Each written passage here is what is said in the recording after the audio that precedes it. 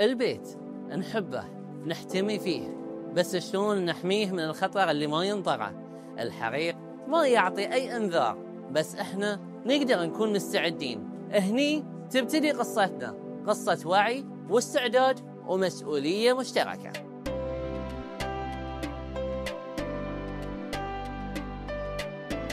قبل ما نبتدي خالد عندي لك سؤال. سم. هل عندك طفاية حريق بالبيت؟ عندي، بس للأسف آخر صيانة سويت لها قبل 5 سنين. ما شاء الله.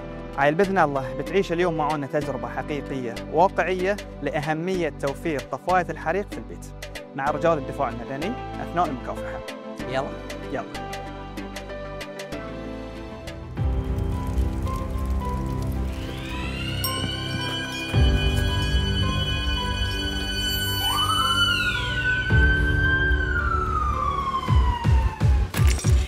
خليك ثابت ووجه خرطوم المكافحة على النار.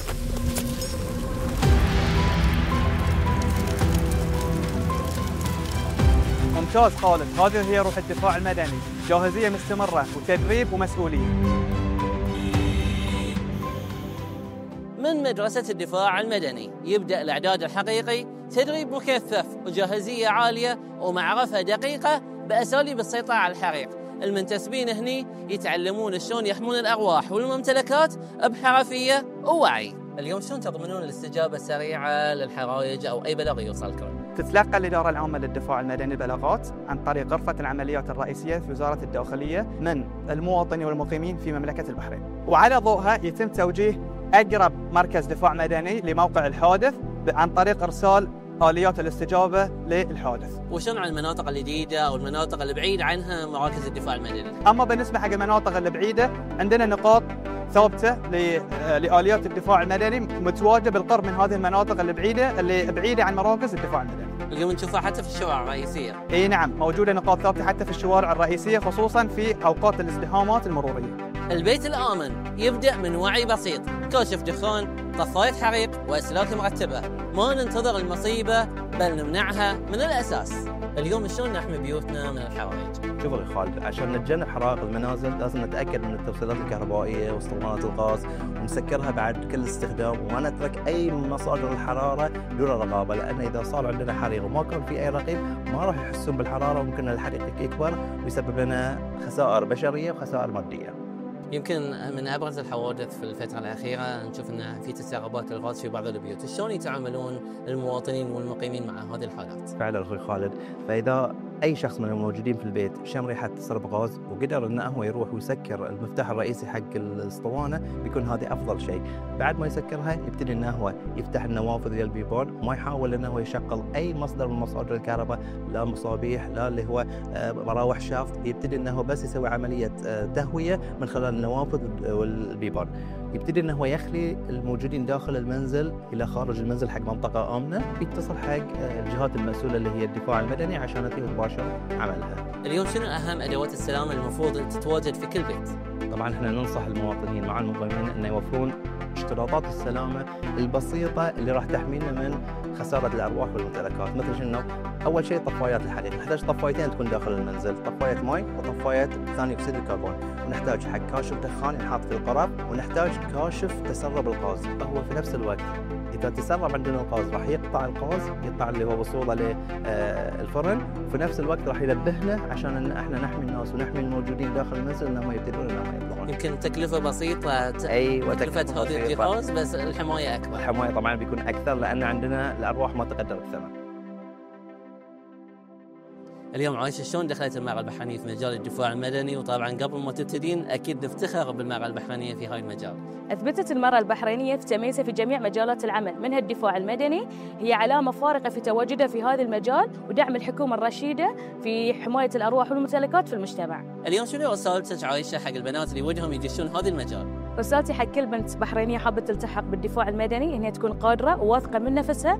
المجال يحتاج إلى عزيمة وشغف، والعمل في الدفاع المدني ليس مجرد عمل بل هو وظيفة وعمل إنساني يكفي شرف حماية الأرواح والممتلكات وخدمة المجتمع. مو بس رجال الإطفاء هم أبطال الحماية، في شباب وبنات متطوعين عطوا من وقتهم وتعلموا وساهموا بحماية المجتمع. اليوم بوصل عقب ما خلصت الدورة التدريبية أبدأ أعرف شلون سمعت عن هذا البرنامج. طبعا تعرفت على الدورة عبر منصات التواصل الاجتماعي. كان طريقة التقديم عبر المنصة الوطنية للحماية المدنية. قدمنا وصادتنا عدة اختبارات نظرية وعملية، الحمد لله اجتزناها، وكانت مدة الدورة 12 أسبوع. بوصل مساء قلت ان دخلتوا دورات تدريبيه انتم كمتطوعين، لو تخبرني عن ابرز هذه الدورات التدريبيه. طبعا خذينا الدورة التأسيسية لإعداد وتأهيل رجال الأطفاء، وتتضمن هاي الدورة الإسعافات الأولية وعلوم الحرائق والمواد الخطرة وحوادث الطرق. بوصل اليوم احنا فخورين فيكم كشباب ومتطوعين قاعدين تخدمون مملكة البحرين، شنو نصيحتك اليوم حق الشباب اللي قاعدين يشوفونا؟ أنصح الشباب اللي بعمري إنهم يشاركون في هالبرنامج، يكتسبون مهارات والخبرات من رجال الدفاع المدني ويخدمون مملكة البحرين بحماية الأرواح والممتلكات. الحريق انتهى، لكن آثاره تبقى سنين، مثل بو محمد اللي صحى مفجوع من الإصراخ وريحة الدخان في البيت وخسر عياله. الخسائر المادية تنجبر، لكن الجرح النفسي أصعب وعيش معاه العمر كله، خصوصاً لما تشوف سيارة الدفاع المدني تمر في الشارع أو لما يحط راسه على المخدة. اليوم وزارة التنمية الاجتماعية تقدم دعم مالي وخدمات عاجلة للأسر المتضررة من حرائق المنازل، تشمل السكن المؤقت، المعيشة الأساسية، والدعم النفسي والصحي والاجتماعي. وتحرص الوزارة على استمرار دراسة الأبناء بالتنسيق مع وزارة التربية والتعليم، إلى جانب التعاون مع وزارة الصحة لتوفير الأدوية والمستلزمات الضرورية. الخسارة ما تعوضها الفلوس، بس وقفة الجهات الحكومية تخفف المصاب، ووزارة التنمية الاجتماعية دائما موجودة، لأن المواطن أولوية. ضحكات عيالك وصراخهم اللي يملي زوايا البيت، هم نبض البيت وروحه. ما نقدر نوقف كل شرارة، لكن نقدر نكون درع وقت الخطر إذا وعينا وحمينا وشاركنا المسؤولية. نكتب بيدنا حكاية بيت آمن. أمن بيتك بالتجهيزات، لأن البيت بدون أمان يفقد معناه. والحين عرفت شلون؟